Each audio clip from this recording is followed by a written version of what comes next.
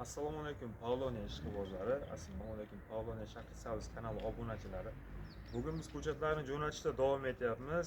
4-5 metrlik ko'chatlarimiz Qamashi tumaniga hamda 1-1,5 metrlik ko'chatlarimiz esa Koson tumaniga jo'nab ketmoqda. Bularni o'z egalariga jo'natamiz. Azizlar, bizni kuzatishda davom eting. Biz mana azizlar mana Qamashi tumaniga yetib keldik. Qamay qishlog'iga yetib keldik. Mana Pavloniya ko'chatlarimiz, o'zlaring ko'rib baho berasizlar.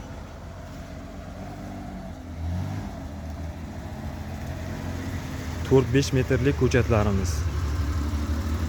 Biogomizlarimiz ham ichida.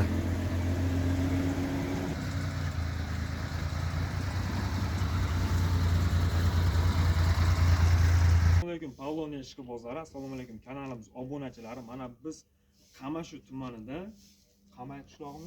Qamay qishlog'ida mana akamizga 50 dona 3-4 metrlik Pavloniya ko'chatlari hamda biogomizlari bilan birga olib kelib berdik. Aka, ko'chatlar qalay ekan? Zo'r ko'chatlar. Sizga yoqdimi aka? Bo'ladi. Bo'ylari, balandligi, qalinligi, yo'g'onligi, tomirlari bilan aka mana texnik stress qilinmasdan keldi aka. Ular qo'shilib beramanmi? Bular biogomiz bilan birga qo'shilib ekiladi aka. Biogomiz bilan qo'shib birga ekib ko'rsatib o'tamiz sizga aka.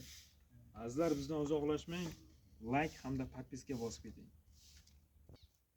Azizlar, biz Pavloniya ko'chatini ekib berib, ko'rsatib, joyida ko'rsatib berib ketyapmiz. Mana akamiz bizdan maslahat oldi hozir. Chuqurliklari qanaqa bo'lishi. Azizlar, buni biogomiz bilan ekish kerak. Bizda biogomiz ham bor.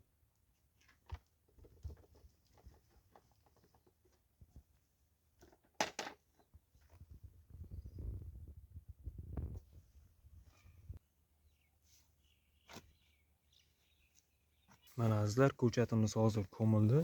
Bunga endi suv qo'yamiz. Suv qo'yish albatta shart bunga. Chunki hozir yerga amal kirgan vaqti.